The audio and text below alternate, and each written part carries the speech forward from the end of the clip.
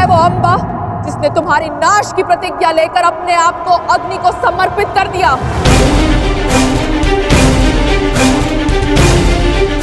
हाँ भीष्म, मैं उसी अम्बा का पुनर्जन्म हूँ, शिखंडिनी।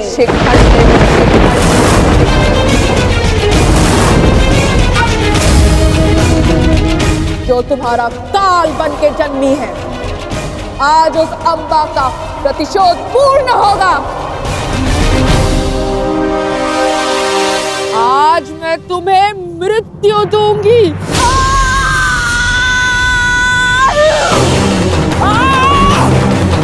कौन? पितामह को बचाओ, रोको उसे।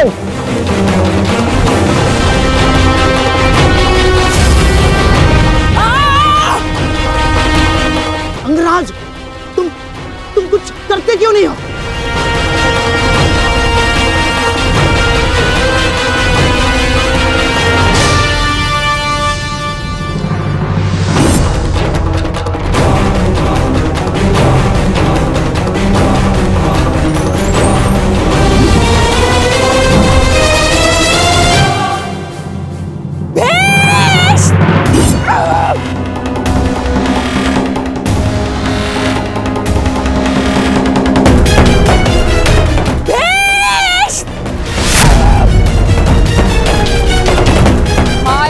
के बच नहीं पाओगे भीष्म।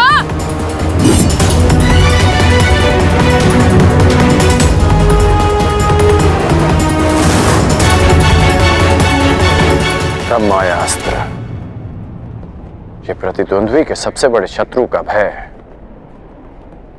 उसके समक्ष उत्पन्न कर देता है।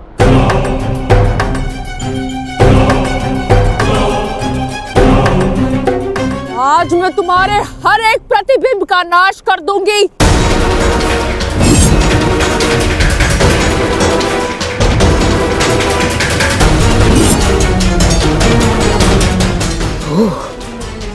तो वो कथा सत्य थी, जो अम्बा गंगा पुत्र के संहार के लिए पुनर्जन्म लेगी।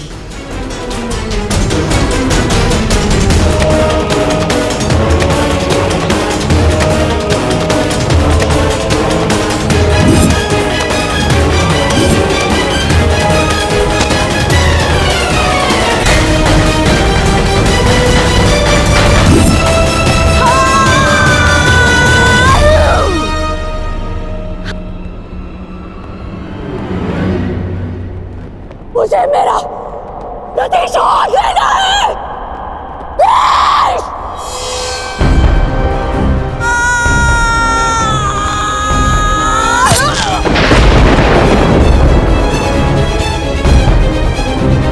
अब समय आ गया है, शिखंडिनी को नागपाश के बंधन का अनुभव करा दिया जाए।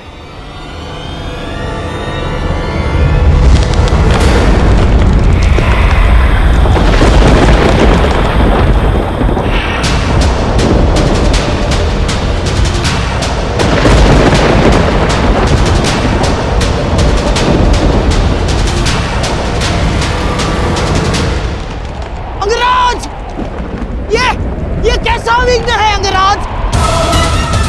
और अचानक ये जलवायु परिवर्तन कैसा?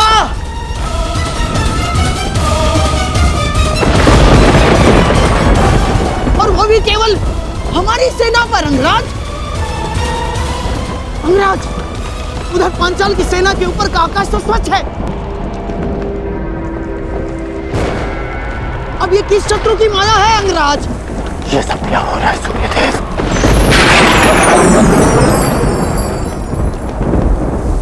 ये सूर्यदेव नहीं मूर्खकण, ये मैं, तुम्हारा परम शत्रु देवराज इंद्र।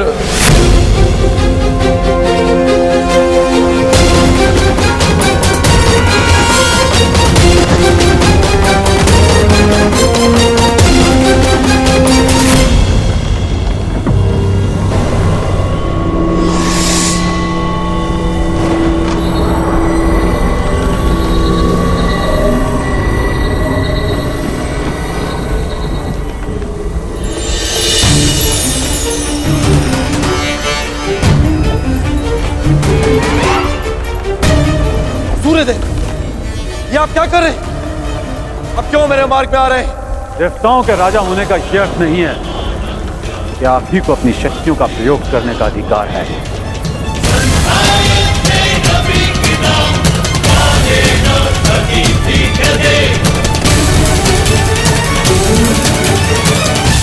परंतु सूर्यदेव, आप क्यों मेरे मार्ग में आ रहे हैं? प्रश्न मेरा भी यही है। हस्तिनापुर की सेना पर आप अपना क्रोध क्यों जता रहे हैं? सूर्यदेव, मैं तो केवल अपने पुत्र के मार्ग में आई अड़चन को हटा रहा हूं। और मैं भी अपने पुत्र की सहायता करने का प्रयत्न कर रहा हूं। आपका पुत्र? ये सूत पुत्र नहीं, सूर्यपुत्र कर्ण। माना आप देवताओं के राजा हैं, परंतु आप भी त्रिदेव द्वारा ही संचालित होते हैं। यदि आप अपने अधिकारों और शक्तियों का दुरुपयोग करेंगे तो मुझे भी अपनी शक्तियों का प्रयोग करने का अधिकार है।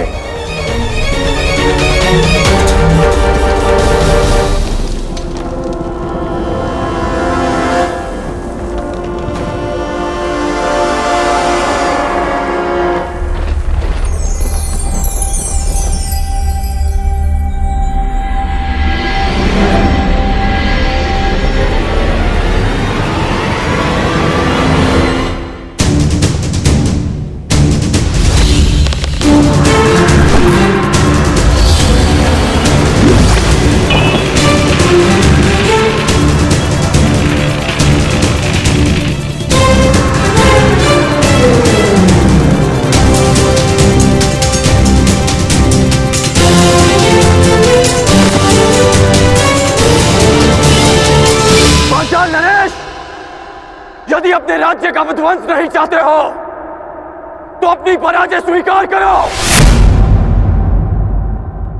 और अपना मुकुट युवराज दुर्योधन के चरणों में रख दो।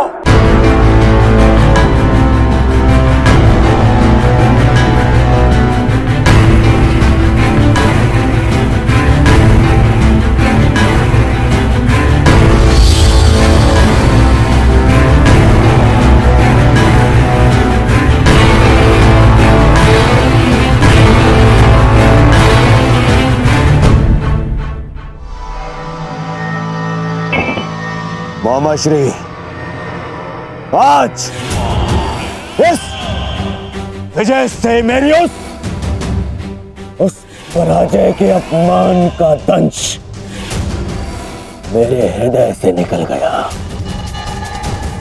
जब मैं आचार्य द्रोण को उनकी गुरु दक्षिणा नहीं दे पाया था। मेरा सम्मान स्वीकार कीजिए वीरांगना। निश्चित रूप से आप एक महान योद्धा हैं। क्षमा कीजिएगा कि मुझे एक स्त्री को नाग पाश में बांधना पड़ा। क्यों तुम पुरुषों को यह अभिमान है कि स्त्री केवल दया का पात्र है? कि वो दुर्बल है? कि वो केवल सृजन कर सकती है? एक स्त्री अगर चाहे तो संहार भी कर सकती है। शताब्दियों से यही तो चला आ रहा है, सम्मान की आड़ में स्त्री का अपमान। यदि आज तुमने ब्रह्मास्त्र का प्रयोग नहीं किया होता तो भीष्म को आना पड़ता, मेरा प्रतिशोध पूर्ण होता। परंतु एक दिन ऐसा आएगा अंगराज जब भीष्म मेरे सामने खड़ा होगा और वहां ना तुम उसकी रक्षा कर सकोगे ना तुम्हारा ब्रह्मास्त्र। स्मरण रखना अंगराज, एक स्त्री का प्रेम अगर संसार रच सकता है तो उसकी क्रोध की अग्नि सब कुछ भस्म भी कर सकती है। स्मरण रखना, एक महायुद्ध होगा, महाविनाश होगा और उस विनाश को तुम भी नहीं रोक पाओगे।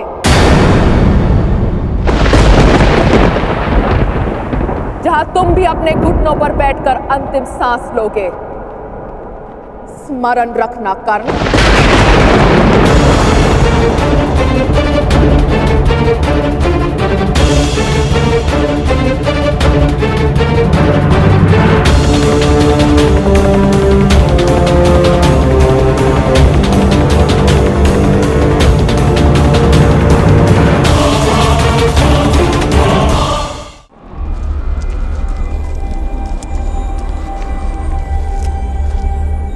बड़ा भयंकर युद्ध था अग्रराज। महादेव की कृपा से समाप्त हुआ और हमारी विजय हुई।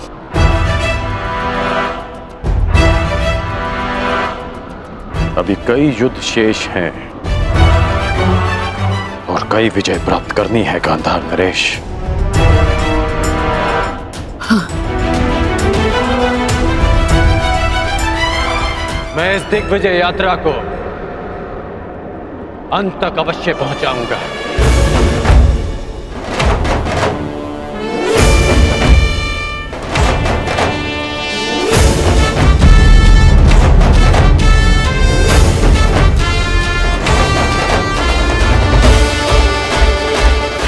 आखिर कब इस कर्ण का विजय रथ रुकेगा?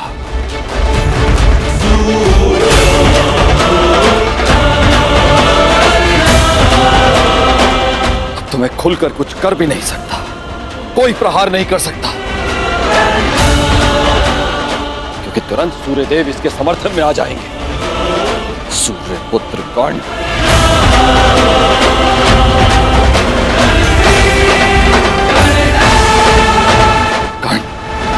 पांचाल पर विजय कर मगध की ओर बढ़ता जा रहा है। वहां मेरा पुत्र अर्जुन घोर तपस्या करके भी महादेव को प्रसन्न नहीं कर पा रहा। ओम नमः शिवाय।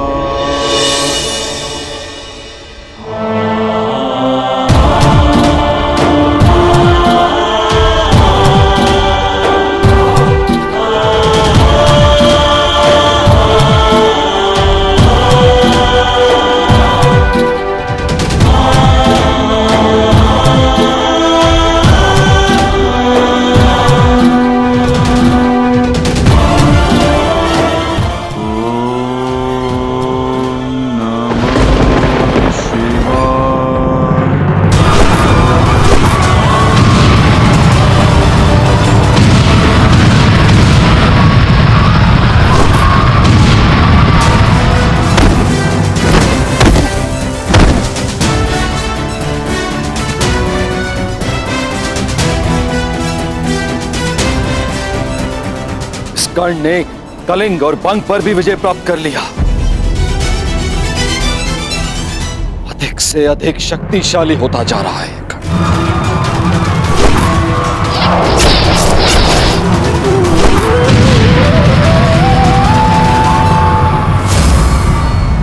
अर्जुन,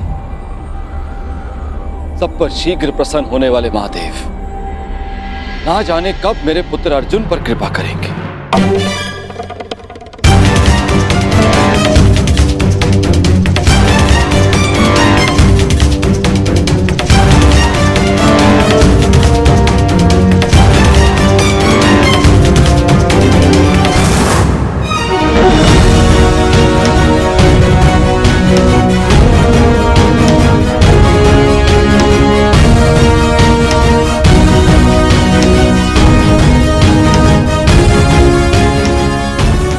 वनवास के 10 वर्ष पूर्ण हो चुके।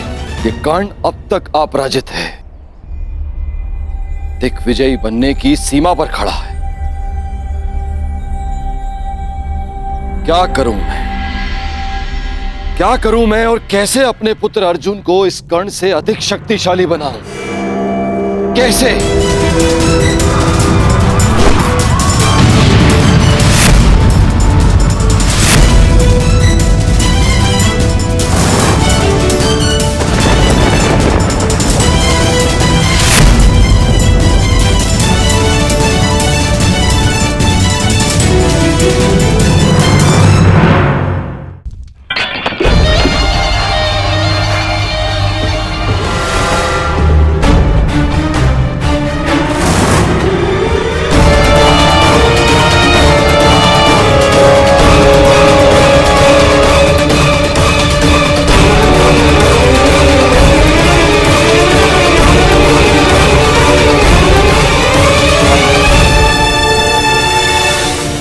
बंग, छेदी, कलिंग, मगध, त्रिगत, मत्स्य,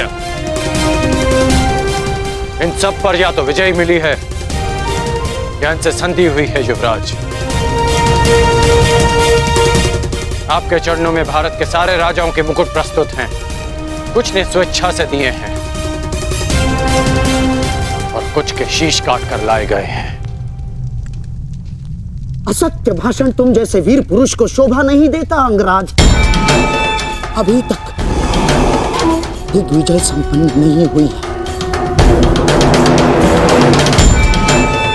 क्योंकि इन मुकुटों में एक मुकुट तो है ही नहीं। उग्रसेन का मुकुट अंगराज। द्वारका अंगराज, द्वारका। अभी तक तुम्हारा द्वारका पर विजय पाना शेष है अंगराज, और द्वारका पर विजय पाए बिना मेरे सम्राट दुर्योधन की दिग्विजय अधूरी होगी अंगराज।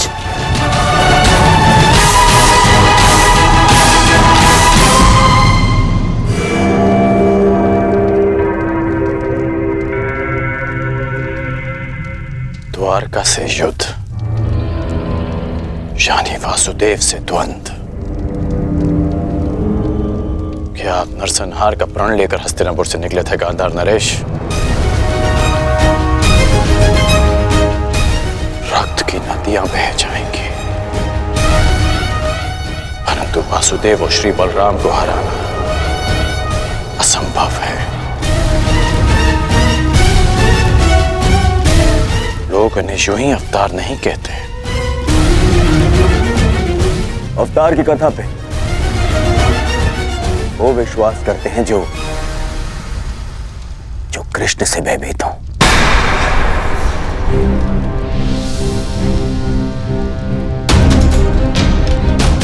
तुमने ही कहा था ना मित्र कि भावी युद्ध के लिए शक्तिशाली राजाओं को अपने समर्थन में लेना आवश्यक होगा। बिना द्वारका के ये कैसे संभव होगा मित्र?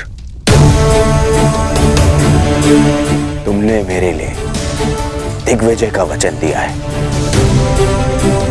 क्या उसे पूर्ण नहीं करोगे मित्र? द्वारका का साथ अवश्य मिलेगा युवराज। शक्तिशाली को मित्र संधि से बनाया जाता है, युद्ध से नहीं। हमें वासुदेव और श्री बलराम से संधि करनी होगी।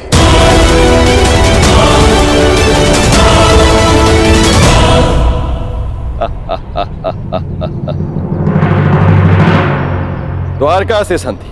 द्वारका से तुम्हारी संधि नहीं होने दूंगा कर्ण।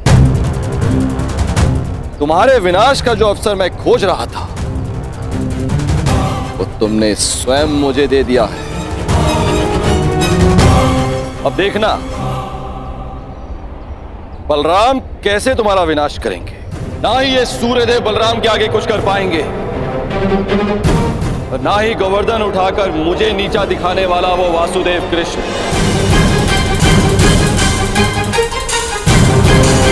हमें वासुदेव और श्री बलराम से संधि करनी होगी। द्वारका से संधि? द्वारका से तुम्हारी संधि नहीं होने दूंगा कर्ण। अब देखना बलराम कैसे तुम्हारा विनाश करेंगे। ये आप क्या कह रहे हैं इंद्रदेव? नंदिनी को आप कैसे लेके जा सकते हैं? विवशता, विवशता श्री बलराम। मुझे लगता है नंदिनी द्वारका में सुरक्षित नहीं है। क्यों? अचानक से द्वारका असुरक्षित कैसे हो गया? है नहीं, किंतु होने वाला है। अब तक मुझे लगता था कि कामधेनु पुत्री कल्पपूर्णा नंदिनी आपके और वासुदेव के पास सुरक्षित है, परंतु अब? परंतु क्या इंद्रदेव? क्या आपको यादवों के गौवंश के प्रति प्रेम पर संदेह है? कदापि नहीं, किंतु मुझे हस्तिनापुर की नीति रीति पर विश्वास नहीं है। आप स्वयं ही देखिए, वहां एक पुत्रवधू सुरक्षित नहीं है तो गौवंश कैसे सुरक्षित रहेगा? हस्तिनापुर से द्वारका का क्या संबंध है? संबंध है हलधर। हस्तिनापुर के लिए कर्ण दिग्विजय पर निकला है। आवश्यक है कि वो एक दिन द्वारका अवश्य आएगा। आपने सोच भी कैसे लिया देवराज? कि हस्तिनापुर की अधीनता हम स्वीकारेंगे। यदि हस्तिनापुर की सेना द्वारका के द्वार पर पहुंची तो मैं उन्हें यमलोक का द्वार दिखा दूंगा। और वो यदि संधि के लिए आए तो? संधि? संधि तो एक बहुत अच्छा विकल्प है। संधि से विकास के द्वार खुलते हैं। बड़े ही भोले हैं आप महाबली। आप उस हस्तिनापुर से संधि करेंगे जहां पुत्र वधू के वस्त्र हरण किए गए। आप उस हस्तिनापुर से संधि करेंगे जहां आपके फुफेरे भाइयों को द्यूत में छल कपट से हराया गया। याद रहे, कर्ण भी उनके साथ है। एक सूत पुत्र से संधि करेंगे आप? द्वारका में वर्ण भेद नहीं है इंद्रदेव। किंतु कर्मों का क्या? उस कर्ण ने छल कपट करके अपने गुरु से विद्या प्राप्त करी। खुले दरबार में द्रौपदी का अपमान होते देखा। आपके बहनोई अर्जुन के प्राणों का प्यासा है वो, कोई योद्धा नहीं है वो, एक छलिया है। और आप चले हैं उनसे संधि कर। आपको स्मरण है कि वो आपसे संधि क्यों करना चाहते हैं? मैं बताता हूं आपको, ताकि जब पांडव वनवास से वापस लौटे और युद्ध आरंभ हो तो उन्हें आपका समर्थन मिल सके। हे महाबली, क्या आप ऐसे लोगों की सहायता करेंगे जिन्होंने विष में एक नारी के साथ क्रूर कर्म किए?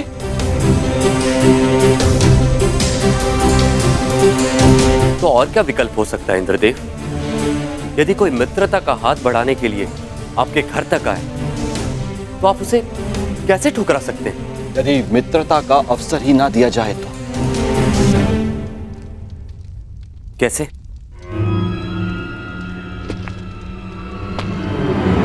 अश्वमेघ यज्ञ से। इससे पहले कि वो कर्ण द्वारका पहुंचे, आप अपने नाना श्री के प्रतिनिधि बनकर यज्ञ आरंभ कीजिए। अश्व छोड़िए। यदि कर्ण ने उस अश्व को जाने दिया तो वैसे ही हस्तिनापुर आपका अधीन हो जाएगा। और यदि रोक लिया तो आप युद्ध करके उसका नाश कर सकते हैं। ये अच्छा विकल्प है।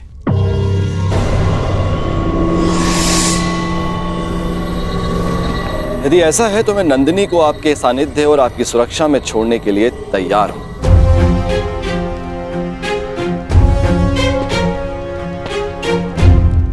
दाऊ,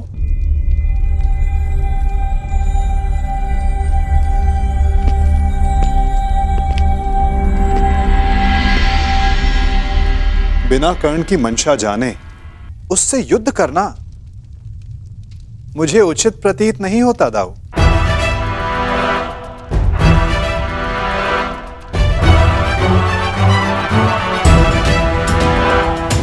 मुझे ऐसा प्रतीत होता है कि आप नंदिनी की सुरक्षा करने में समर्थ नहीं।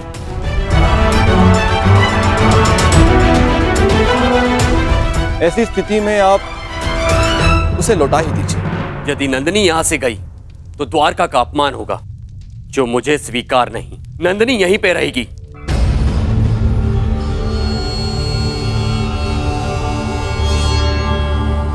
अश्वमेघ यज्ञ का आयोजन होगा कन्हैया? ये तुम्हारे ज्येष्ठ का आदेश है।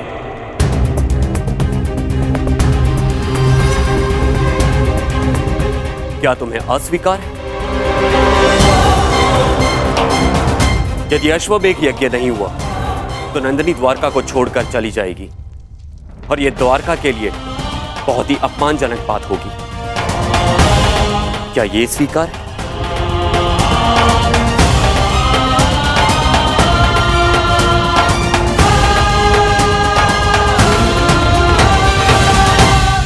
मैं आपके आदेश के परे कहां हूं दाऊ।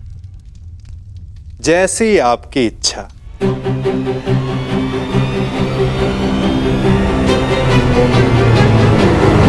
तो ठीक है, यज्ञ के लिए उत्तम अश्व की व्यवस्था करो और पहले ही मुहूर्त में यज्ञ प्रारंभ होगा।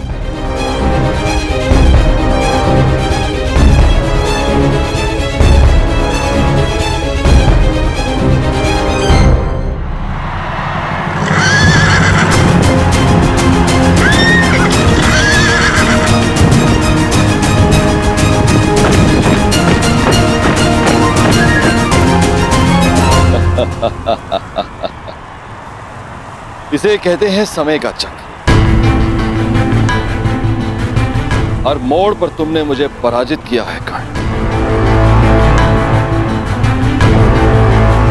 लेकिन अब तुम्हारे पास कोई विकल्प नहीं। यदि द्वारका के अश्व को जाने दिया तो भी तुम्हारी पराजय होगी, और रोक दिया तो बड़े भ्राता बलराम तुम्हारा वध करेंगे, जिसे स्वयं अनुज कृष्ण भी नहीं रोक सकेंगे।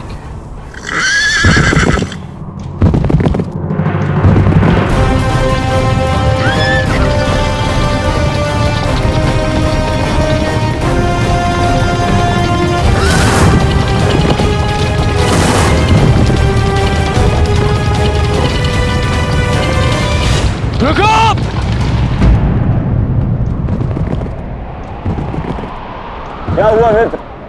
रुकने का संकेत क्यों किया? द्वारका के निकट ही है। अश्व के पश्चात के स्वर सुनाई दे रहे हैं युवराज। ये अश्व की नहीं, तुम्हारे पतन की पश्चात है ये कर्ण।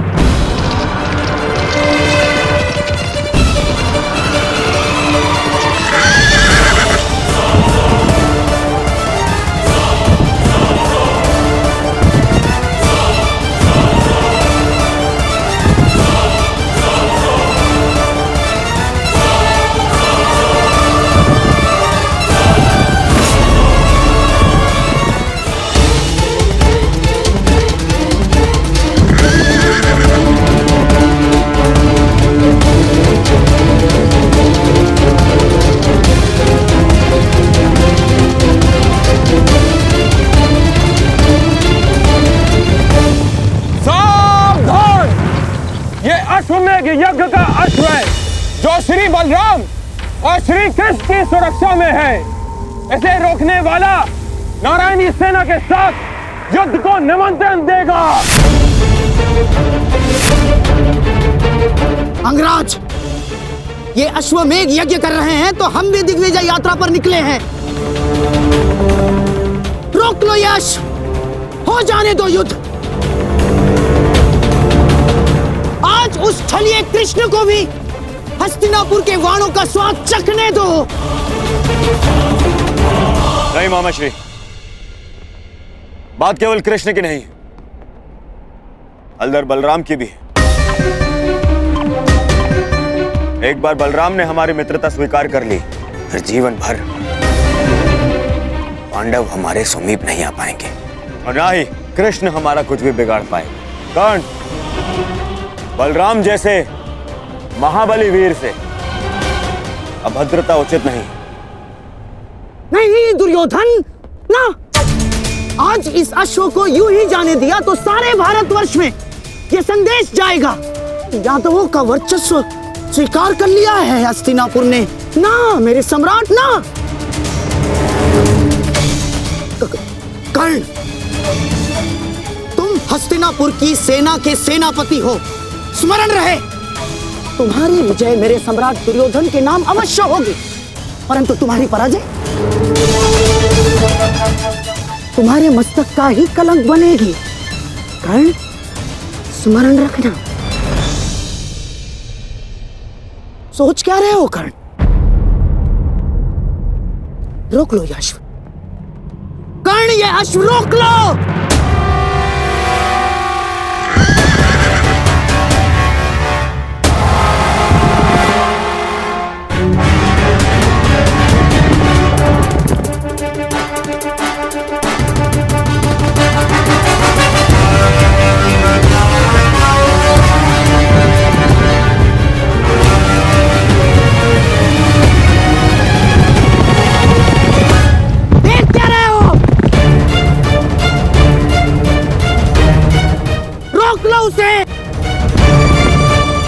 नहीं। कर्ण,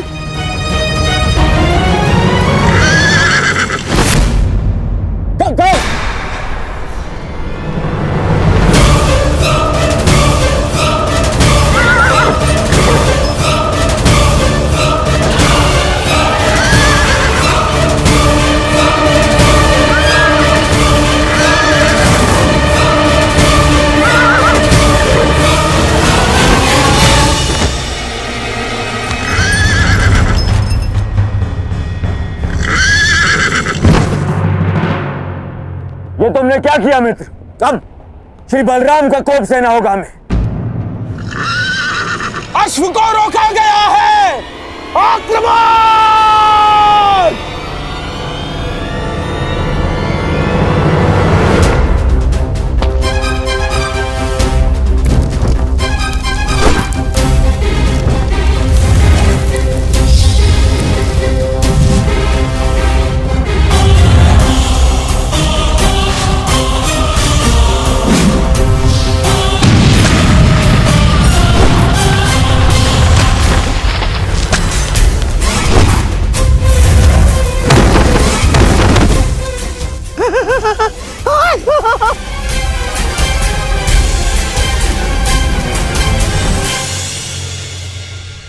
ठीक कहा था देवराज ने, यह कर्ण बड़ा ही उद्दंड और दुस्साहसी है। द्वारका के अश्वमेघ यज्ञ के अश्व को रोका है उसने, हमारी सेना पर आक्रमण किया है उसने।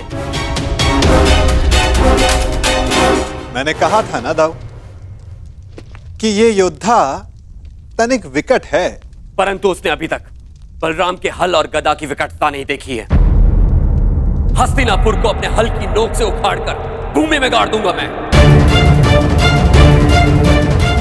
मैं जानता हूं कि तुम्हें कर्ण प्रिय है, परंतु जो भी द्वारका के सम्मान की सीमा को लांघे वो मुझे प्रिय नहीं। अब कर्ण को मेरा सामना करना ही होगा। अब जैसी आपकी इच्छा दाऊ। मैं तुम्हारी इच्छा जानना चाहता हूं कन्हैया, क्या इस युद्ध में तुम भाग लोगे या नहीं? अब दाऊ की इच्छा है तो कन्हैया को तो आना ही होगा, परंतु क्या? परंतु इस युद्ध में मेरी भूमिका कुछ और होगी दाऊ, क्योंकि आने वाला योद्धा महारथी है और इस युद्ध में सामना करने के लिए आपको एक चपल सारथी की आवश्यकता पड़ेगी।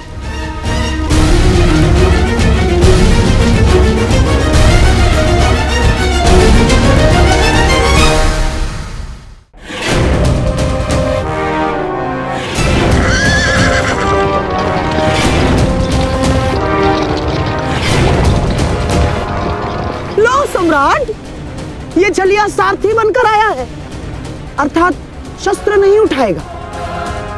विजय निश्चित है सम्राट, विजय निश्चित है हमारी।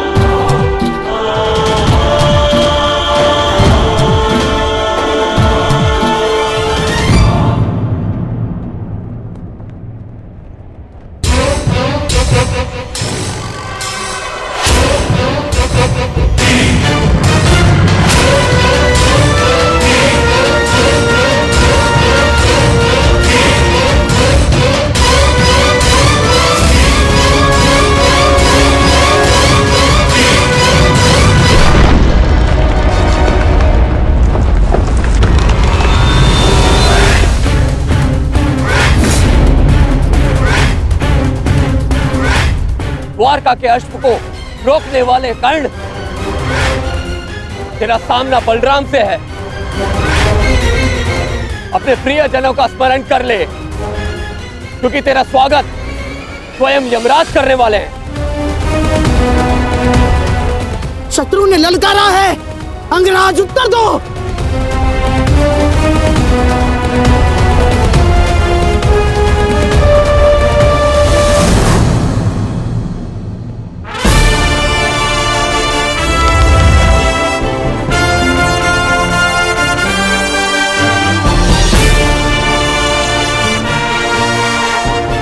इस छलिए कृष्ण ने हमारे कई बनते काम बिगाड़े हैं दुर्योधन।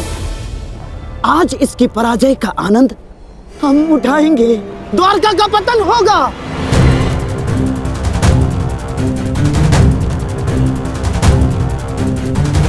और फिर तुम्हें पांडवों का कोई भय नहीं होगा। मेरे सम्राट, कोई भय नहीं होगा।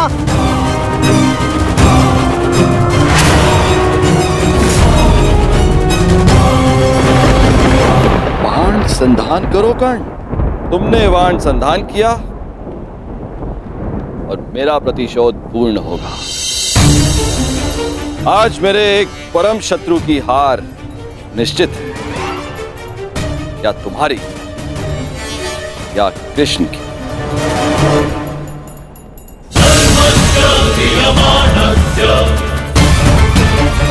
चला बाण चला कर्ण। ये तेरे बाण ही तेरी मृत्यु का कारण बनेंगे। देख रहे हो कन्हैया, जिस कर्ण से तुम्हें इतना स्नेह है वो कितना दृष्ट है।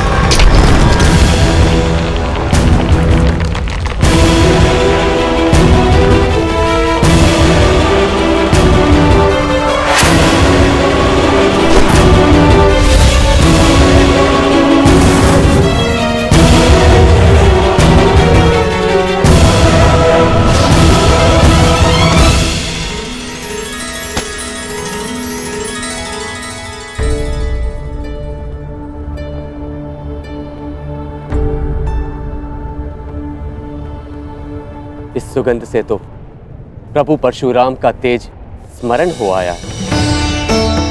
ये कैसा प्रहार है? प्रहार नहीं, आभार है दाऊ।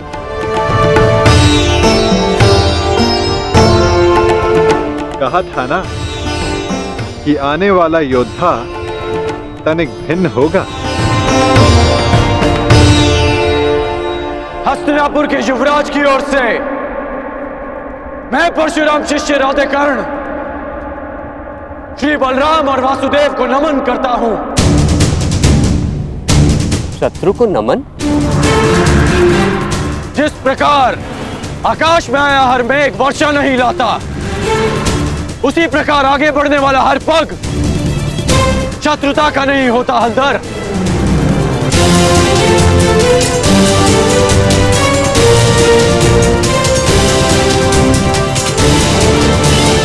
हस्तिनापुर की मित्रता स्वीकार करें। शत्रुता का विकल्प तुमने ही चुना था कर्ण। जब मित्रता ही करनी थी तो अश्वमेघ यज्ञ का अश्व रोका क्यों? ताकि यज्ञ पूर्ण करने की आपकी मंशा और आपके वीरों का परिश्रम व्यर्थ ना जाए।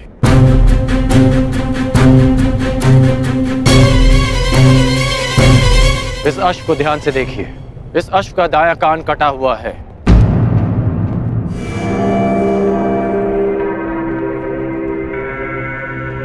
अर्थात इसका अंग भंग है और नीति अनुसार अंग भंगित अश्व के साथ किया गया यज्ञ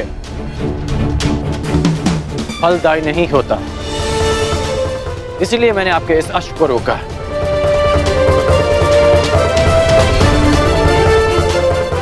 हलधर, मैं स्वयं आपको समझाना चाहता था, परंतु उससे पूर्व आपके वीरों ने मुझ पर आक्रमण कर दिया और कदाचित मुझे उसका उत्तर देना पड़ा। परंतु आपने स्वयं देखा होगा कि मैंने उन्हें केवल निशस्त्र किया, उनके प्राण नहीं लिए। तो तुमने मेरी सहायता करने के लिए अश्व रोका। अद्भुत, हम प्रसन्न हुए।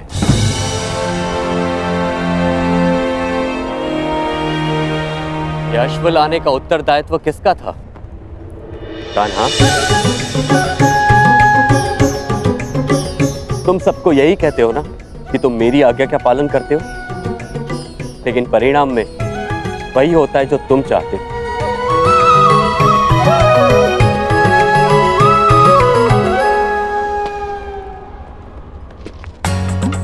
अब क्या करूं दाऊ, मेरा भाग्य ही ऐसा है। भाग्य नहीं, धूर्तता है तुम्हारी।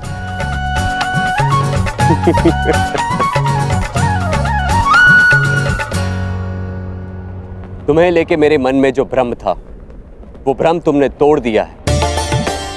हम प्रसन्न हुए। कहो, क्या इच्छा है?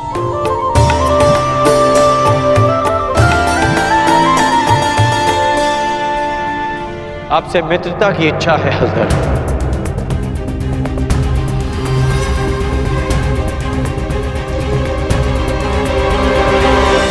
और एक आश्वासन भी बलराम, आवश्यकता पड़ने पर आप और आपकी सेना हस्तिनापुर की सहायता अवश्य करेंगे।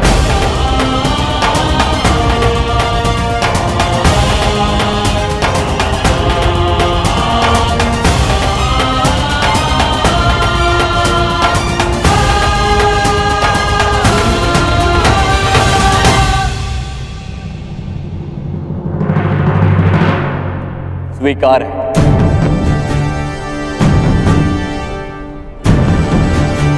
परंतु मैंने तुमसे कुछ मांगने को कहा था कर्ण। इस समय मेरा लक्ष्य युवराज दुर्योधन को सर्वशक्तिशाली बना देना है।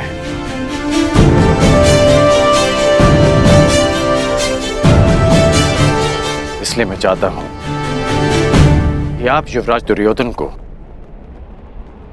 गदा युद्ध की शिक्षा दें और इन्हें संसार का सर्वश्रेष्ठ गदाधारी बना दें। स्वीकार है।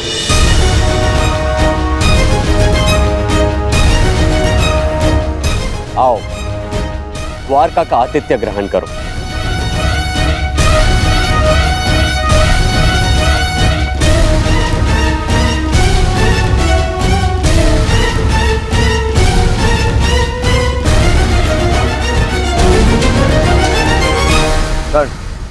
वरदान तुम्हें मिला था और तुमने उसे मेरे लिए उपयोग किया। आज तुमने एक बार फिर ये सिद्ध कर दिया कि संसार में यदि कोई मेरा सबसे बड़ा हितैषी है तो वो तुम हो कर्ण। मैं हस्तिनापुर का हितैषी हूं युवराज, और हस्तिनापुर युवराज का सेवक। मेरा धर्म हस्तिनापुर और आपको शक्तिशाली बनाना है। प्रणिपात युवराज।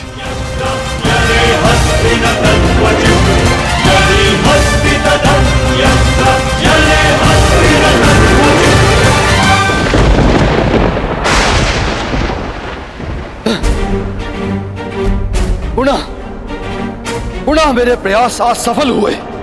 मेरे इतने कठोर परिश्रम के बाद भी उस कर्ण को द्वारका का समर्थन मिल ही गया। उस कर्ण की दिग्विजय पूर्ण हुई। अभी तक मेरे पुत्र अर्जुन को कुछ भी प्राप्त नहीं हुआ, कुछ भी नहीं। समय आ गया है, समय आ गया है, मुझे ही कुछ करना होगा। इस कर्ण के सौभाग्य को दुर्भाग्य में परिवर्तित करना होगा।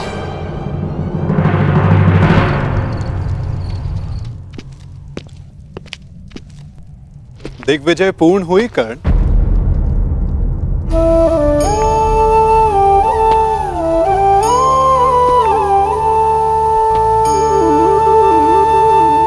लगभग 12 वर्षों तक तुम लगातार युद्ध करते रहे हो। निश्चित रूप से थकान अनुभव हो रही होगी। विश्राम नहीं करोगे? मित्रा के लिए शरीर की थकान से अधिक मन की शांति होती है केशव। मेरा मन अशांत है। एक परिवर्तन का स्वप्न लेकर मैंने अपना जीवन प्रारंभ किया था। तू स्वयं ही परिवर्तित हो गया केशव।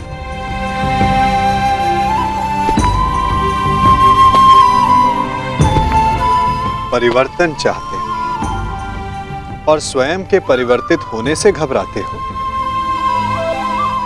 ये दोहरा व्यवहार उचित नहीं राधे।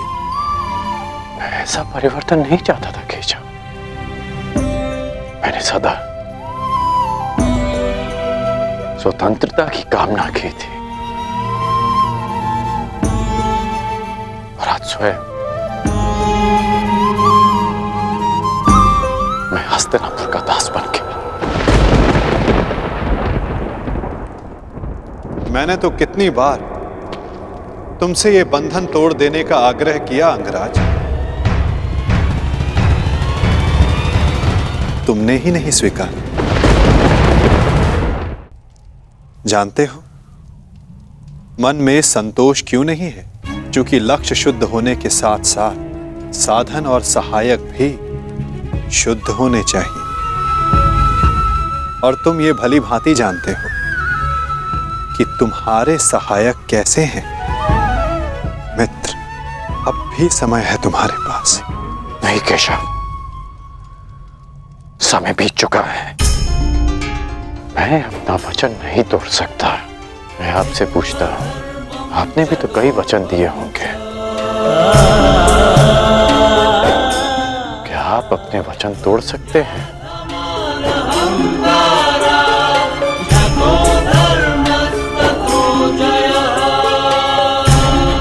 कौन जाने मित्र, भविष्य में क्या छिपा है?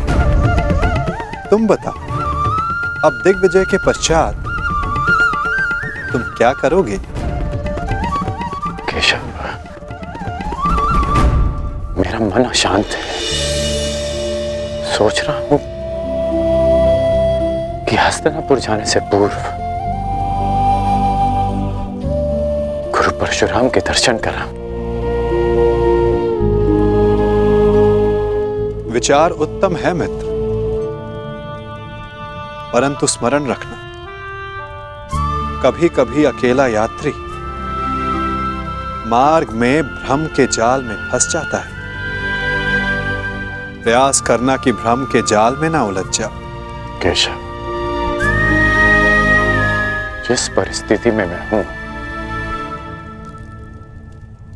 कोई भ्रम मुझे क्या सताएगा?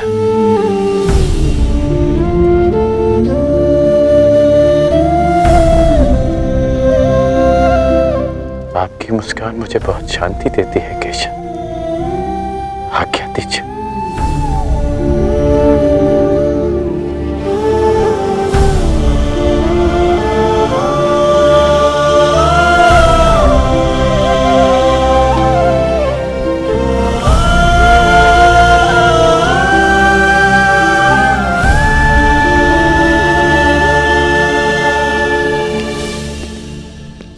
कभी कभी मनुष्य परिस्थितियों का खिलौना बन जाता है मित्र।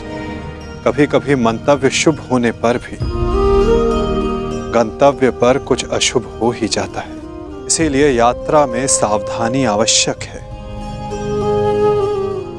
तनिक सी असावधानी बहुत बड़ी दुर्घटना को जन्म दे देती है। सावधान रहना मित्र।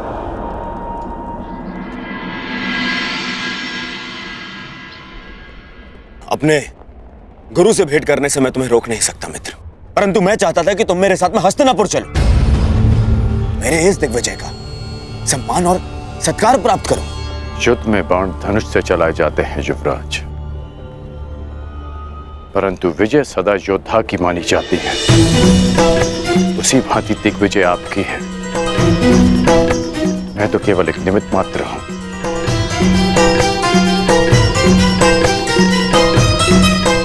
आज्ञा दें।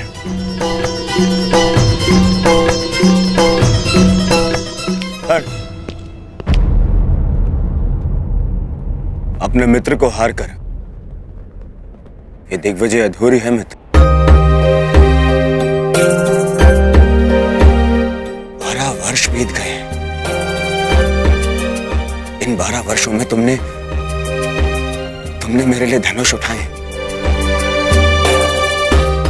परंतु कभी दृष्टि नहीं उठाई। ढाल बनकर मेरे शरीर की रक्षा की है, परंतु मित्र बनकर कभी गले नहीं लगाए।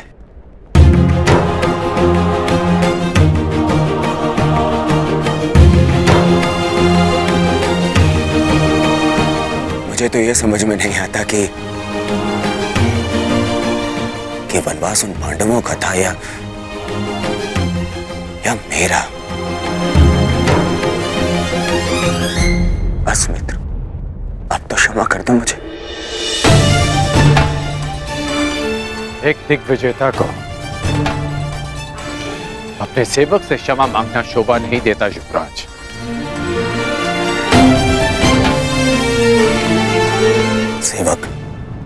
सेवक ऐसे 100 दिग्विजय न्यौछावर कर सकता हूं तुम्हें एक बार गले लगाने के लिए। बस एक बार मेरी आंखों में देखकर मुझे मित्र पुकार के एक बार गले लगा लो मित्र।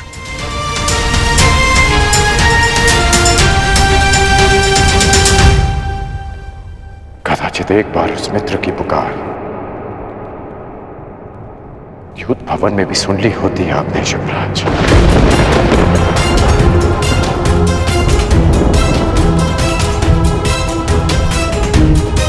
अब जो आपके सामने खड़ा है वो आपका और हस्तिनापुर का सेवक अंगराज कर्ण है, आपका मित्र राधे कर्ण द्रौपदी के अपमान की ज्वाला में भस्म हो चुका है।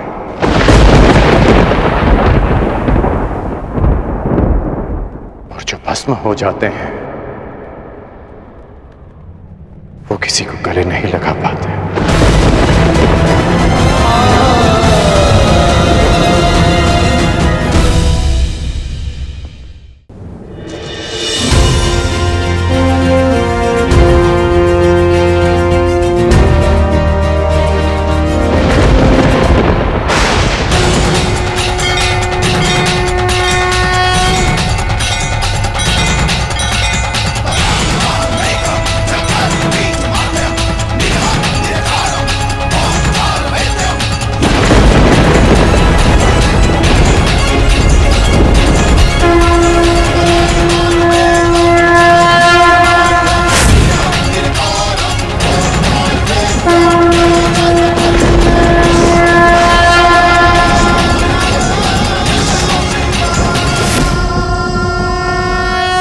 स्वागत है देवराज।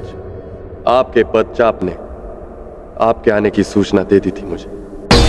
मेरे पदचाप तो आपने सुन लिए महादेव, परंतु 12 वर्षों से पुकार रहे मेरे पुत्र अर्जुन के स्वर आपके कानों तक क्यों नहीं पहुंचे? क्यों उसकी तपस्या का ताप आपके मन को नहीं पिघला सका? यदि अर्जुन आपका पुत्र ना होता तो क्या तब भी आप उसका कष्ट लेकर मेरे पास आते? स्वीकारता कि मुझे मेरे पुत्र से मोह है, परंतु सबको होता है। अब स्वयं ही बताइए, क्या दोष है मेरे पुत्र अर्जुन में, या उसकी इच्छा पूरी कर सकने के योग्य नहीं? देवराज, वृक्ष पर लगे फल को खाने की इच्छा करने वाले को मात्र वृक्ष पर लगे फल को तोड़ने का परिश्रम करना पड़ता है। मोती की आकांक्षा करने वाले को सागर के तल तक जाने का परिश्रम करना पड़ता है। ठीक उसी प्रकार अमृत पीने की इच्छा करने वाले को भी गहन साधना का विष पीना पड़ता है। आपका पुत्र मुझसे पशुपतास्त्र की इच्छा रखता है। यह विध्वंसकारी अस्त्र उसे देने से पहले यह जान लेना आवश्यक है कि क्या वो उसके योग्य है। शक्तियों के साथ साथ उत्तरदायित्व भी बढ़ता है। यह जान लेना आवश्यक है कि क्या वो ये उत्तरदायित्व उठाने योग्य है या नहीं। पशुपतास्त्र पाना है, कई परीक्षाओं का सामना करना पड़ेगा अर्जुन को। अपने पुत्र के मोह में आपने क्या क्या किया है, मुझसे कुछ छिपा नहीं। पूरे पुत्र को नीचा दिखाने के लिए आपने देवराज पद की गरिमा को किस तरह लांछित किया है, भली भांति जानता हूं। देवराज, यदि एक पिता अपने पुत्र की परीक्षा लेता है तो पुत्र प्रशंसा पाता है। जब एक पिता पुत्र की प्रशंसा करता है तो पुत्र केवल परीक्षा पाता है। आशा है कि अगली भेंट देवराज इंद्र से होगी, पुत्र मोही पिता से नहीं। दिग्विजय कर्ण को दिशा विहीन कर दूंगा, महाशाप दिलाऊंगा उसे। और महाशाप पाने के लिए उस कांड से महापाप करवाऊंगा।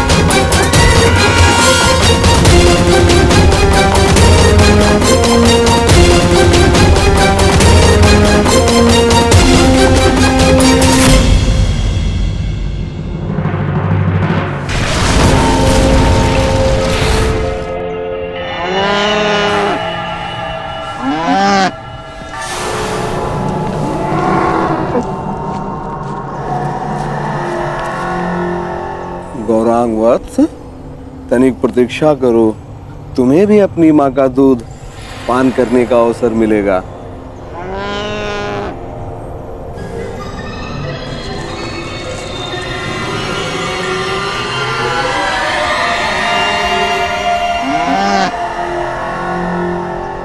क्या है श्यामा, इतना भयभीत क्यों? मैं हूं ना तुम्हारे साथ। हाँ?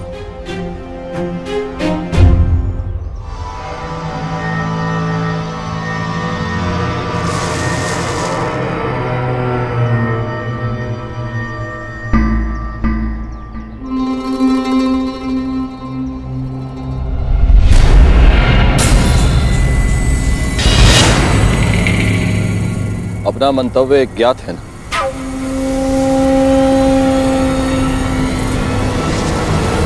लगता है तुम्हें भूख लगी है। अभी मैं तुम्हारे लिए चारा लेके आता हूं, ठीक है?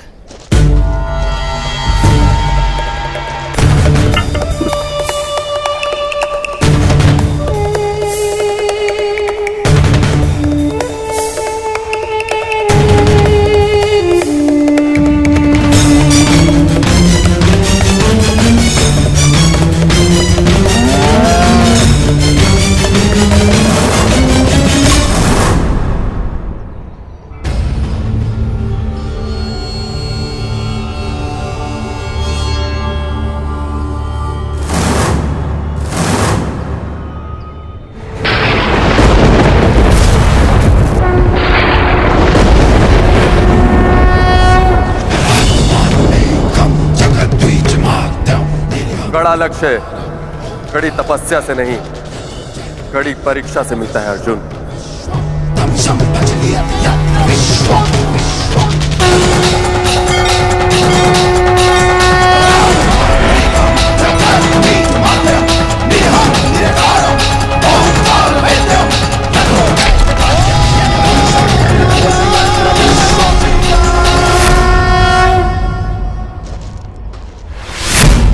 गौरांग, गौरांग, गौरांग, गौरांग! क्या हुआ स्वामी? गौरांग को यही बांध के गया था, वो नजारे कहाँ चला गया?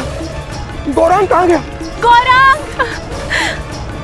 अगर वो नहीं मिली तो श्यामा अपने प्राण त्याग देगी, और आप तो जानते ही हैं स्वामी कि श्यामा हमारे जीवन का एकमात्र सहारा है।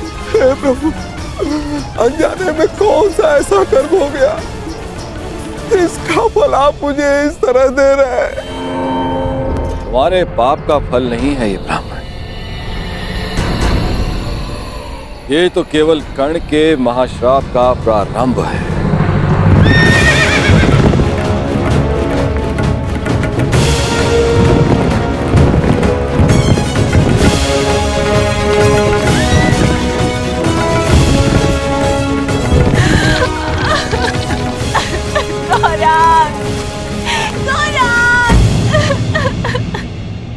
गौरांग! क्या हुआ ब्राह्मण देव? आप सब इतना विलाप क्यों कर रहे हैं? देखिए, मेरे गाय श्यामा के बछड़े को न जाने कौन चोर चुरा के ले गया। अगर मेरा गौरांग नहीं मिला तो ये बेचारी छटपटा कर अपने प्राण त्याग देगी। आप मेरी कोई सहायता करिए। आप निराश ना हो ब्राह्मण देव, मैं समय रहते इस गाय के बछड़े को वापस ले आऊंगा सुरक्षित। ये मेरा वचन है।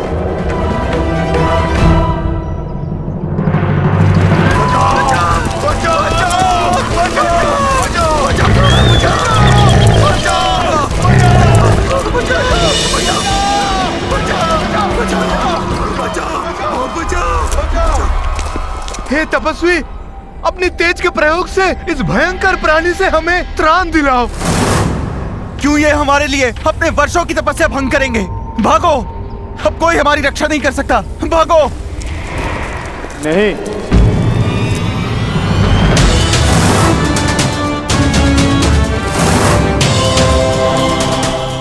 एक क्षत्रिय के लिए किसी की रक्षा करना किसी भी तपस्या से अधिक आवश्यक है। मैं वचन देता हूं, इस हिंसक पशु से मैं आपकी रक्षा करूंगा। तपस्या भंग हो जाए परंतु कौंतिया का क्षत्रिय धर्म भंग नहीं होगा।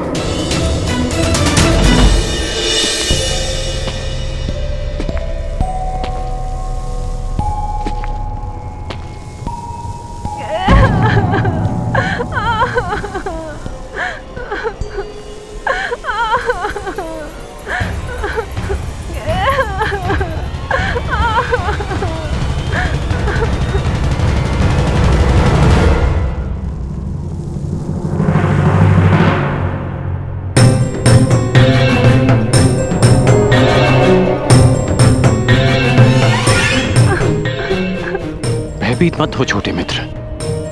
क्या हुआ? तुमने कुछ देखा? एक बछड़ा राक्षस के हाथ में। किस ओर गया वो? किस दिशा में?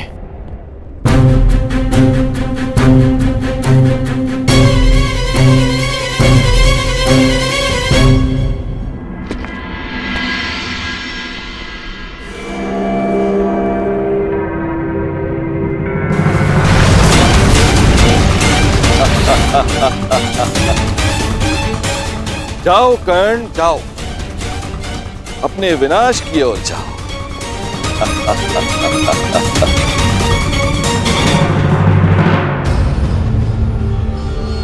क्षमा कीजिए महादेव, आपकी तपस्या बीच में छोड़कर जा रहा हूं। तपस्या पुनः कर लूंगा, परंतु मेरे होते हुए किसी निर्दोष के प्राण जाएं, ये द्रोण शिष्य कुंती अर्जुन नहीं होने दे सकता।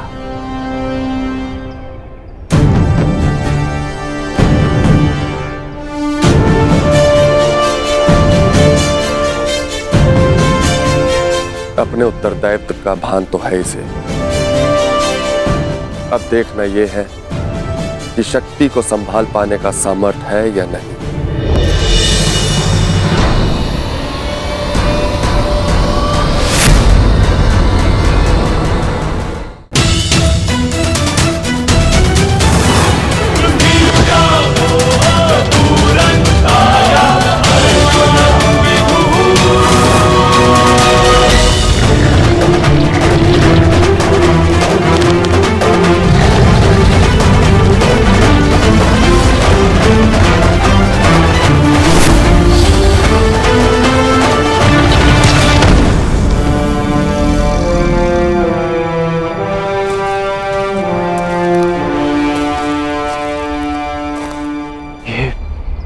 दूसरा बाण किसका है? ये बाण मेरा है।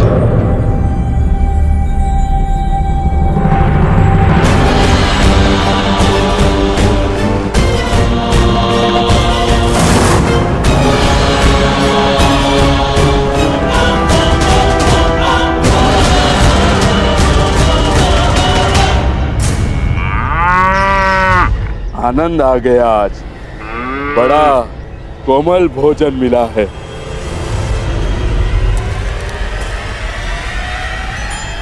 सावधान!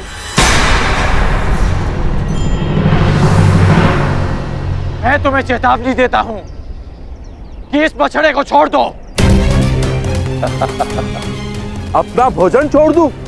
तुम्हारे लिए यह केवल एक समय का भोजन है, परंतु किसी और के लिए यह जीवन जीने का सहारा है।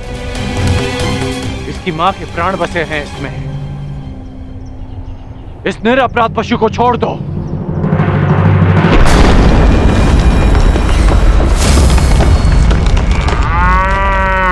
ये मेरा भोजन है, नहीं छोड़ूंगा इसे। मैं तुम्हें वचन देता हूं कि मैं तुम्हें भरपेट भोजन करवाऊंगा।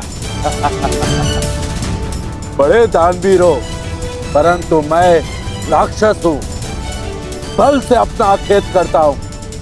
नहीं छोड़ूंगा इसे। और मैं इसे लेकर ही जाऊंगा। तो तुम्हें इसे प्राप्त करने के लिए मुझसे युद्ध करना होगा, मनुष्य। ये लक्ष्य मेरा था, तुमने बाण क्यों चलाया? इसका नाश करना मेरा कर्तव्य था। अब प्रश्न ये उठता है कि लक्ष्य किसने पहले भेदा और किसका कर्तव्य पहले पूरा हो। इसका वध तो मेरे बाण ने किया, परंतु आप इसे ले जा सकते हैं महोदय। ये मेरे किसी काम का नहीं।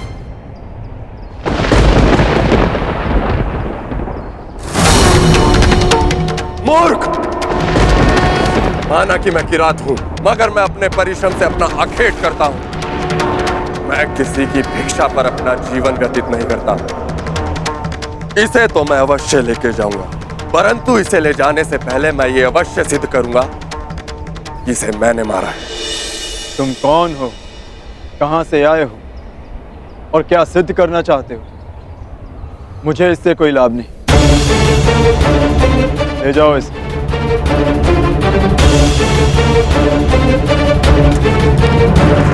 रुको!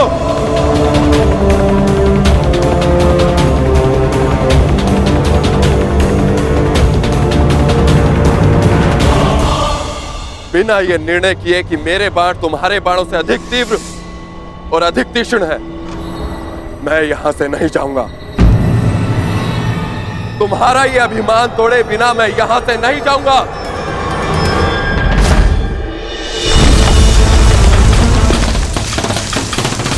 तुम मुझे युद्ध करने के लिए विवश कर रहे हो।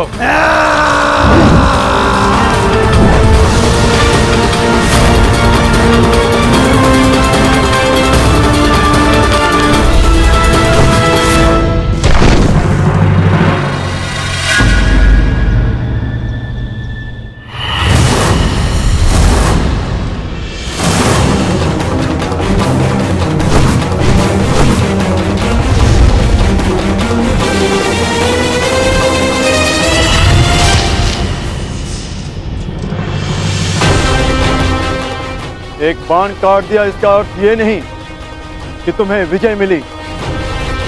मेरे पास बाणों की कमी नहीं। मेरे पास भी बाणों की कमी नहीं है।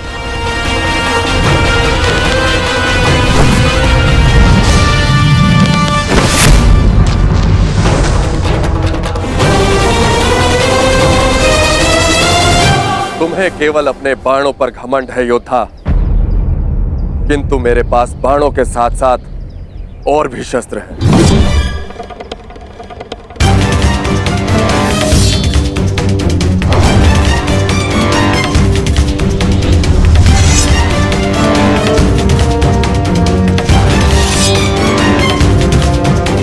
तलवार उठाओ योद्धा।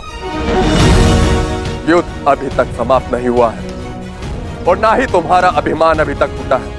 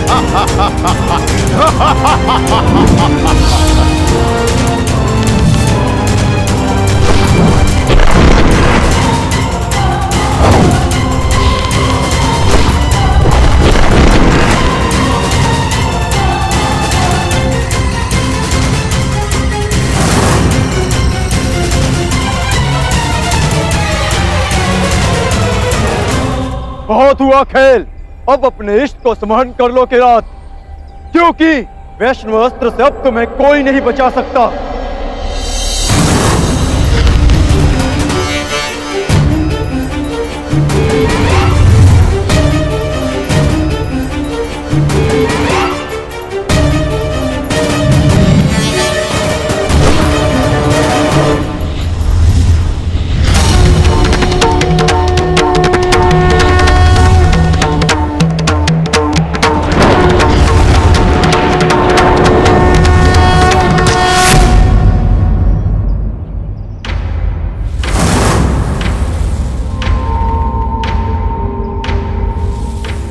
महान वैष्णव अस्त्र ने एक साधारण किरात का सम्मान किया,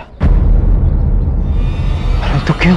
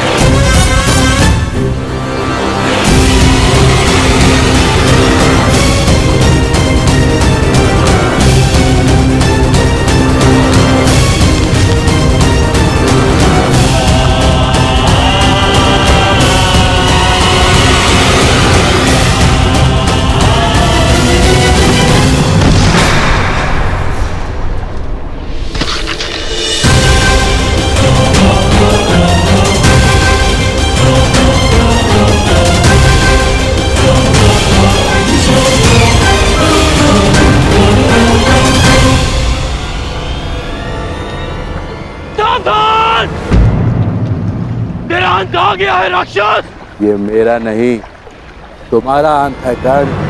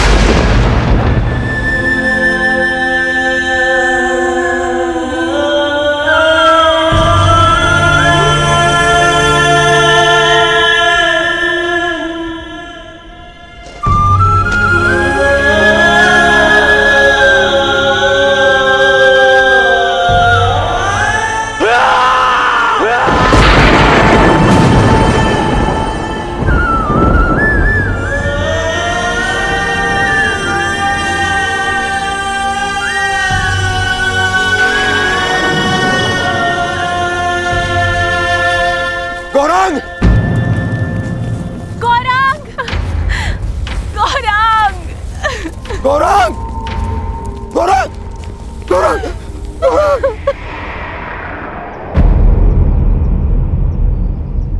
मेरे गौरांग की तुमने हत्या कर दी। हत्या कर दी तुमने मेरे गौरांग की धनुर्धर। तुमने एक मूक और विवश अबोध पशु की हत्या कर दी, जो कीचड़ में फंसा हुआ था। तुमने महापाप किया है धनुर्धर। रामदेव, मैंने इसे नहीं मारा। मैं तो केवल राक्षस का वध कर रहा था। वो राक्षस वो अभी यही था। वाह धनुर्धर वाह! कौन सा राक्षस है यहाँ? यहाँ तो कोई राक्षस नहीं है। अपने आप को निर्दोष सिद्ध करने के लिए असत का सहारा मत लो धनुर्धर। तुमने मेरे गौरांग की हत्या नहीं की, तुमने उसकी माता श्यामा की भी हत्या की है। तुमने सिर्फ उसकी माँ की ही नहीं, मेरे परिवार के सदस्य की भी हत्या की है धनुर्धर।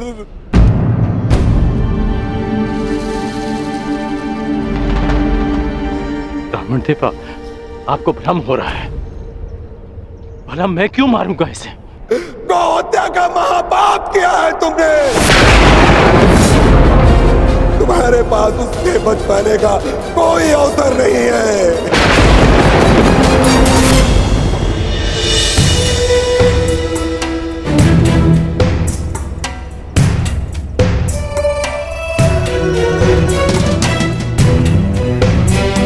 ये तो वही पुष्पहार है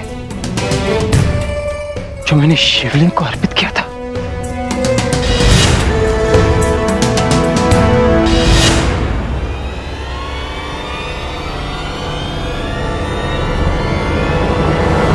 प्रभु,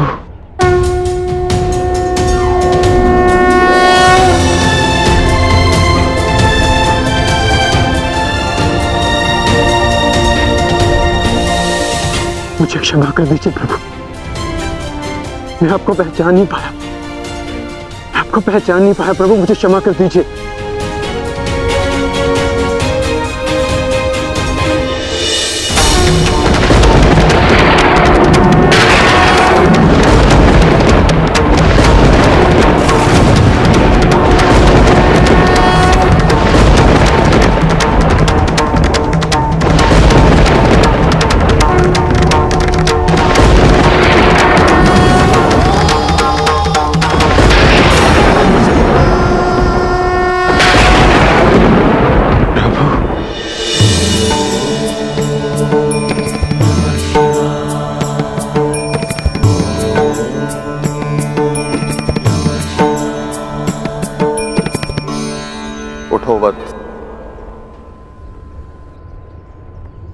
क्षमा कीजिए प्रभु, मैंने आपकी आराधना भंग कर दी।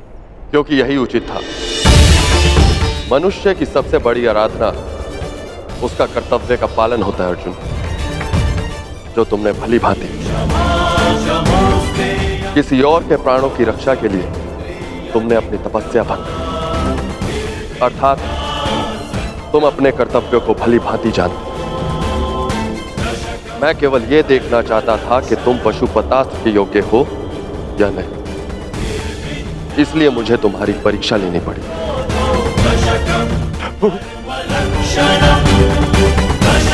और तुम इस परीक्षा में सफल हुए अर्जुन। मैं तुम्हें प्रसन्न मन से पशुपतास्त्र प्रदान करता हूं अर्जुन।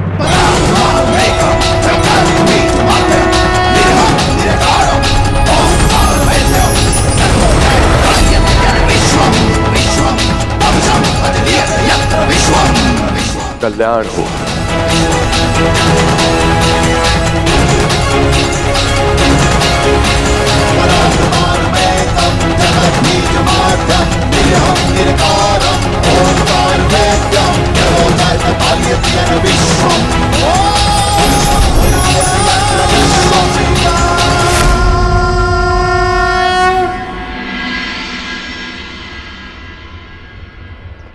आप सब दुखी मत होइए ब्राह्मण देव, मैं मानता हूं कि अनजाने में मुझसे पाप हुआ। मैं आप सबकी पीड़ा समझ सकता हूं। आपकी हानि की पूर्ति मैं करूंगा। यदि मैं तुम्हारे पुत्र की हत्या कर देता और अपनी सारी संपत्ति तुमको दे देता, तो क्या तुम मुझे क्षमा कर देते? कदापि क्षमा नहीं करोगे तुम। तुमने महापाप किया है। मैं अग्निहोत्र ब्राह्मण विजय तुम्हें श्राप देता हूं, श्राप।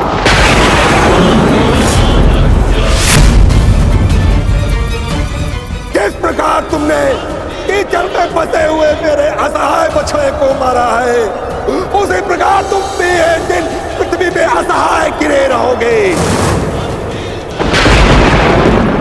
और तुम्हारी कोई सहायता नहीं करेगा।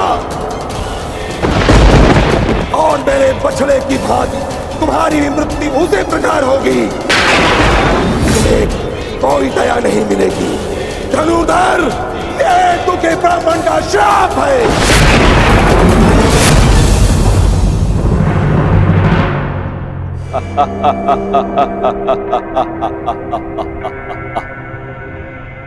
सूर्य पुत्र कर्ण, सूर्य पुत्र,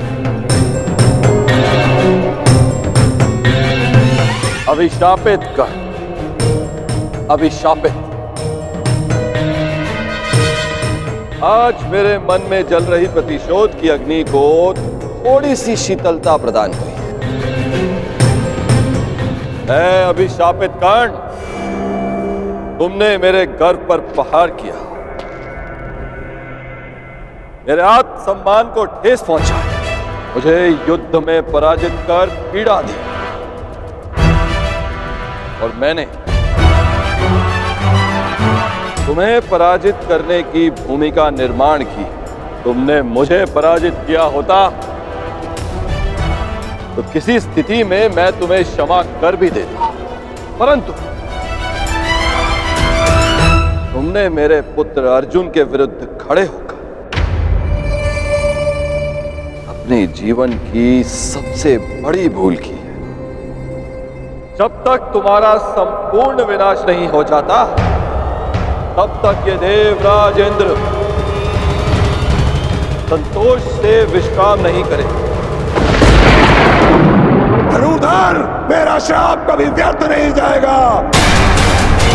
गौ हत्या के पाप का दंड तुम्हें हमेशा डसता रहेगा, डसता रहेगा।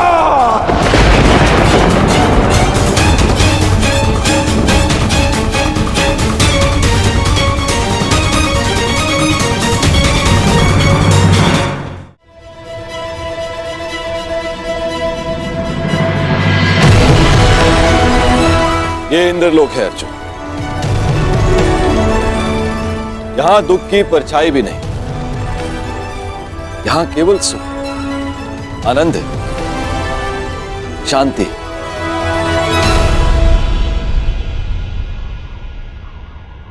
क्षमा कीजिए पितादे, मेरे भाई वहां पीड़ा भोगे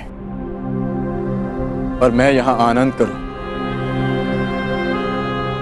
ऐसा कैसे हो सकता है? हमें अपनी प्रतिज्ञा पूर्ण करनी है, महायुद्ध करना है। स्त्री के अपमान का प्रतिकार करना है मुझे। अर्जुन, उस प्रतिकार को पूर्ण करने के लिए तुम्हें कुछ दिव्य अस्त्र की आवश्यकता पड़ेगी अर्जुन। उनकी दीक्षा देने के लिए ही मैं तुम्हें यहां लाया। आओ अर्जुन, आरंभ कर।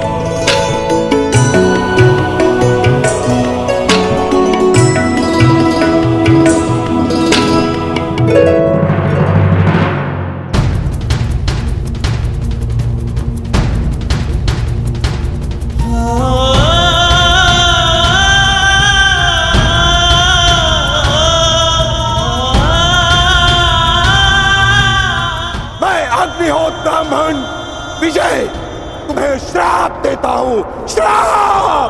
जिस प्रकार तुमने कीचड़ में फंसे हुए मेरे असहाय बछड़े को मारा है, उसी प्रकार तुम भी एक दिन पृथ्वी पे असहाय गिरे रहोगे और तुम्हारी कोई सहायता नहीं करेगा।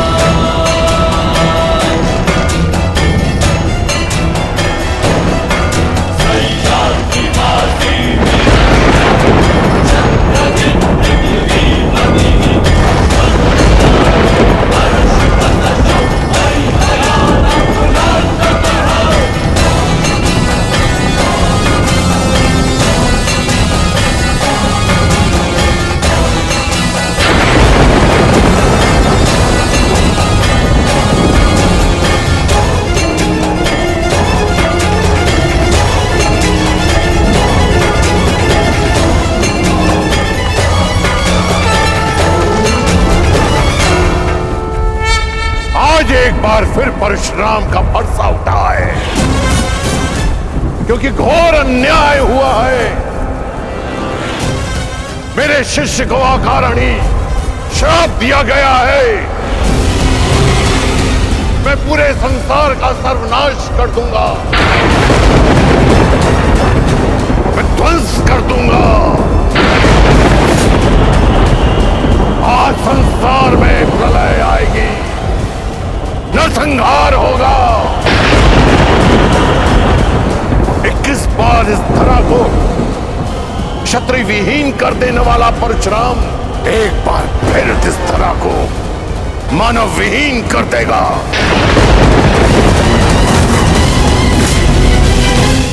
उपकार का बदला उपकार से ना चुकाना, ऐसे मानव जाति को जीवित रहने का कोई अधिकार नहीं देगा परशुराम। नहीं गुरुदेव, नहीं।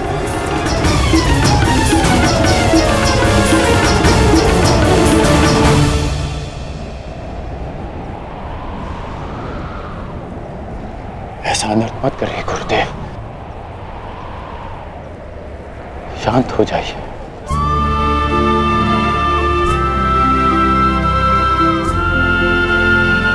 इतना क्रोध क्यों गुरुदेव? मुझे तो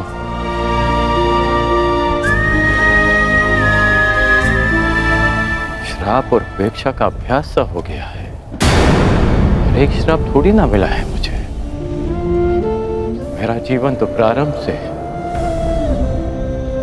अभिशप्त रहा है, और आपने भी तो मुझे श्राप दिया है गुरुदेव। मैं जमदग्नि पुत्र परशुराम तुम्हें श्राप देता हूँ। मेरे द्वारा दिए गए दिव्यास्त्रों का आवाहन नहीं कर पाओगे, ये मेरा श्राप है। उसी अपराध की अग्नि में तो परशुराम अभी तक जल रहा है पुत्र। ऐसा कहकर मुझे पाप का भागी ना बनाए। मां की मार और गुरु की फटकार, जीवन में इससे बड़ा प्रसाद नहीं हो सकता। और वैसे भी गुरुदेव, कोई भी श्राप और कोई भी पीड़ा मेरे भाइयों की मृत्यु से अधिक नहीं हो सकती। मुझे परिवर्तन चाहिए, न्याय चाहिए, समानता चाहिए गुरुदेव। और इस न्याय, परिवर्तन और समानता को पाने के लिए मैं एक श्राप तो क्या, सहस्त्र श्राप सह सकता।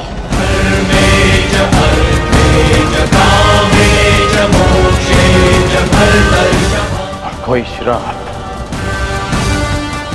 आपके इस शिष्य को अपने लक्ष्य से, अपने कर्म पथ से हटा नहीं सकता गुरुदेव।